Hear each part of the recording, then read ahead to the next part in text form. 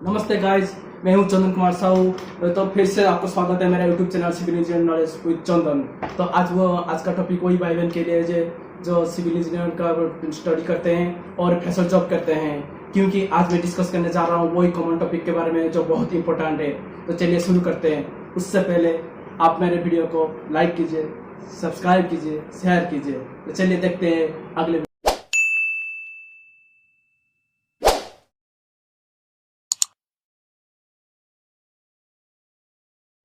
आज का टॉपिक पहले मैं आपको बताऊंगा सीमेंट के बारे में।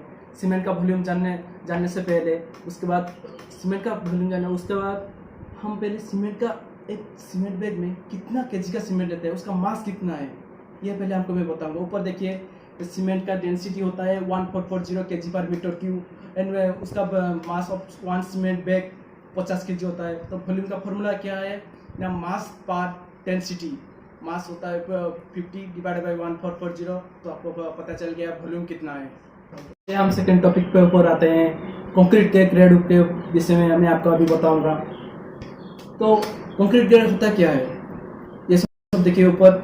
M15, M5, M10, M20, M25, ये सब ग्रेड होता क्या है।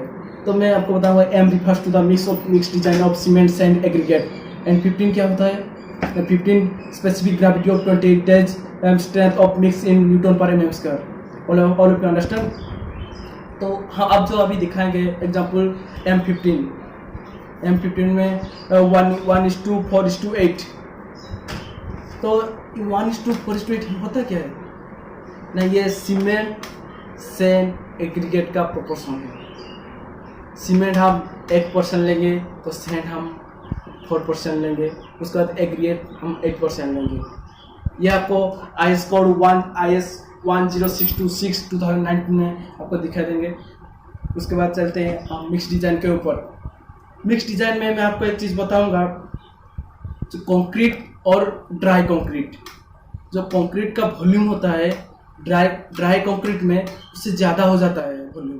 तो कितना होता है ना, where dry concrete equal to 1 cement sand aggregate mix plus 0.5% ज़्यादा रहता है। तो आपको कितना है 1.54% वेट कंक्रीट।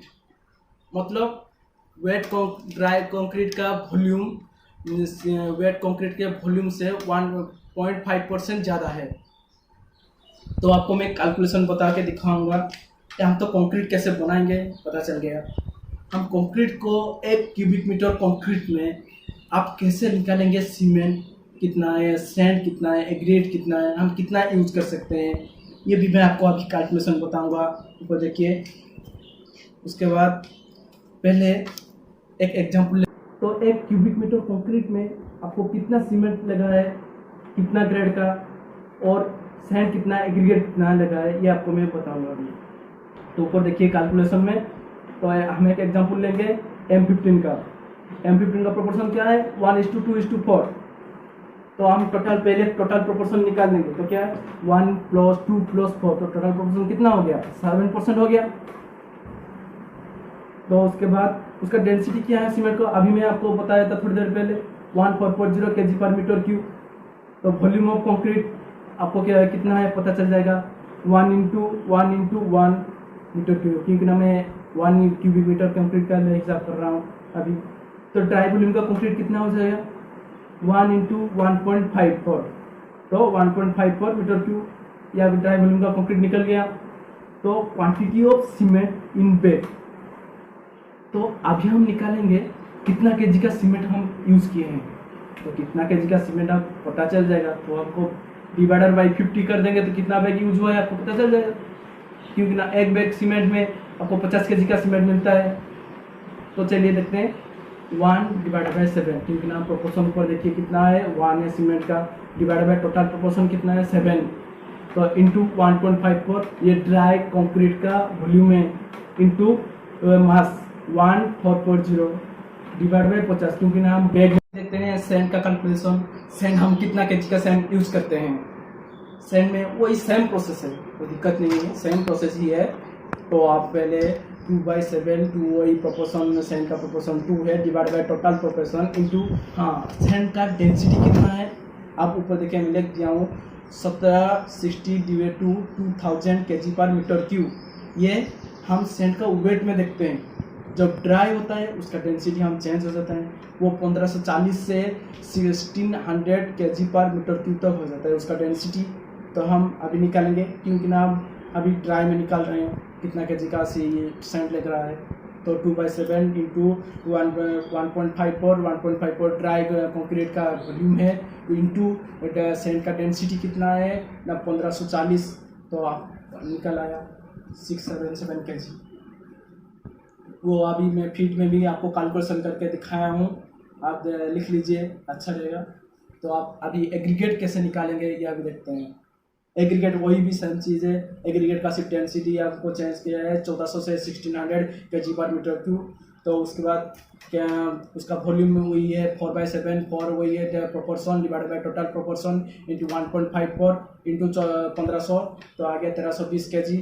तो हमको क्या निकल गया अभी, अब क्या निकला ना, हम 1 क्यूबिक मीटर कंक्रीट में POM 15 ग्रेड हम यूज़ किए हैं, उसमें सीमेंट 6.336 बैग यूज़ किया गया है और सैंड 6776 kg का यूज किया गया है, और उसके बाद एग्रीगेट 1320 kg का एग्रीगेट किया गया है। तो ये आपको एस्टिमेशन भी पता चल गया कितना हो सकता है। तो हम 1 क्यूबिक मीटर में निकाल दिए, तो टोटल क्यूबिक मीटर का काम हो रहा है कितना हो रहा है आप अभी निकाल सकते हैं। ये सिंपल चीज़ है, आपको हो गया ना। तो चलिए देखते हैं उसके बाद स्टील के बारे में। रेनफोर्समेंट ये हर साइट में यूज होता है, बिना रेनफोर्समेंट का कुछ काम नहीं है। तो चलिए हम पहले देखते हैं रेनफोर्समेंट कितना टाइप का होता है। आप देखिए ऊपर मैं डिवाइड कर दिया हूँ और उसका वेट भी कैलकुलेशन कर दिया हूँ। 6 mm का पहले, 8 mm का, 10 mm, 12 mm, 16 mm, 20 mm, 25 mm, 30 mm, 32 mm। तो आपको मैं ये स्टील बार का वेट कितना है मैं आपको बताऊंगा अभी। ये तो हम लिख दिया हूँ, उसको आप निकालेंगे कैसे यूनिट का। तो स्पेशल स्टील का केजी में कैसे वेट करेंगे उसका मैं फॉर्मूला बताऊंगा, D²/162। ये डी होता क्या है, डी स्टील का डाया है, डी डाया है। तो डाया क्या है, ये है ना 6 mm, 8 mm, 10 mm, ये इसका डाया है। उसी के हिसाब से हम वेट निकाल देंगे। 1 मीटर का वेट निकल गया। 6 mm का कितना है 0.222। उसके बाद 8 mm का क्या है, वही फॉर्मूला निकालेंगे, 8 × 8 डिवाइड बाई 162.392। 10 का वही है 0.616, 12 का 0.888, 16 का 1.578, 20 का 2.48, 25 का 3.853। ऐसे करके हम स्टील निकालते हैं। ये सब आप बीबीएस में यूज़ करेंगे, इसलिए मैं आपको ये छोटा छोटा चीज़ अभी बता दिया हूँ आपको। तो स्टील का भी कुछ फॉर्म होता है, ये तो रह गया। आपको स्टील का एक केजी में कैसे कन्वर्ट करेंगे निकालेंगे आपको मैं बताता हूँ। और एक चीज़ बताता हूँ, स्टील का कुछ फॉर्म होता है, जैसे करके TMT। TMT होता है क्या है, थर्मक्स मटेरियल ट्रीटेड बार, जैसे TMX थर्मक्स पावर बार। ST क्या होता है, सुपर डक्टाइल बार। HYST high yield strength deform. तो उसके बाद हम आता है माइल्ड स्टील के ऊपर। माइल्ड स्टील क्या है, 250 न्यूटन पर mm3 ये होता है माइल्ड स्टील। तो ये क्या है, like is characteristic strength. Mild steel का ये 250 न्यूटन पर mm का कैरेक्टरिस्टिक स्ट्रेंथ होता है। उसके बाद ये आता है HYST high yield strength deform, जिसका भी Fe 415 न्यूटन पर mm और Fe 500 न्यूटन पर mm होता है। ये सब आपको चीज़ बता दिया। और एक इम्पोर्टेंट चीज़ बताता हूँ जो आपको साइड में आईटी नॉलेज में काम आएगा। मिनिमम मेंबर्स ऑफ बार एक स्क्वायर बीम में जो बना रहे हैं, कॉलम हो या बीम बना रहे हैं, उसका मिनिमम बार एक स्क्वायर शेप में 4 बार होना चाहिए, और एक राउंड कंक्रीट में 6 बार होना चाहिए। ये आपको जरूर याद करके काम करना है। तो चलिए आप क्लियर कवर के ऊपर आते हैं। क्लियर कवर होता क्या है हम पहले अभी देखेंगे। चलिए मैं आपको अभी कवर ब्लॉक के बारे में बताऊंगा। तो कवर ब्लॉक होता क्या है? Cover block the distance between surface of the concrete to surface of the reinforcement river. तो आप देखिए मैं आपको डिस्क्राइब कर दिया हूँ क्लियर बार क्या है, इफेक्टिव स्पान क्या है, इफेक्टिव में क्लियर स्पान क्या है, आपको मैं ड्राइंग में दिखाया हूँ। देखिए उसके बाद आते हैं हम why provide clear cover in reinforcement, ये भी आपको जानना होना चाहिए। मैं ये भी बताऊंगा। देखिए पहले आपको क्लियर कवर हमको रेनफोर्समेंट को प्रोटेक्ट करता है कोरोजन से, और क्या होता है ना प्रोवाइड करता है थर्मल इंसुलेशन। उसके बाद हम आते हैं एक चीज़ बताऊंगा लापिंग के बारे में। लापिंग टेंशन जोन में कितना होता है, कंप्रेंशन जोन में कितना होना चाहिए। पहले टेंशन में 50D टू 60D, डी क्या होता है डाया ऑफ बार, और कंप्रेशन में मिनिमम 24D। ये दो चीज़ आपको याद रखेंगे हमेशा, ये सबसे इम्पोर्टेंट चीज़ है। और एक क्लियर कवर में आपको मेंशन कर देता हूँ कहाँ पे कितना लगेगा, ये कॉमन चीज़ है। आप हमेशा साइट पे यूज कर सकते हैं और कैलकुलेशन वगैरह पे यूज कर सकते हैं। ऊपर देखिए फुटिंग में हम 50 mm का स्पेसिंग के हिसाब से क्लियर कवर लगाते हैं। राफ्ट फाउंडेशन के टॉप में 50 mm लगता है, राफ्ट फाउंडेशन बॉटम साइड में 75 mm।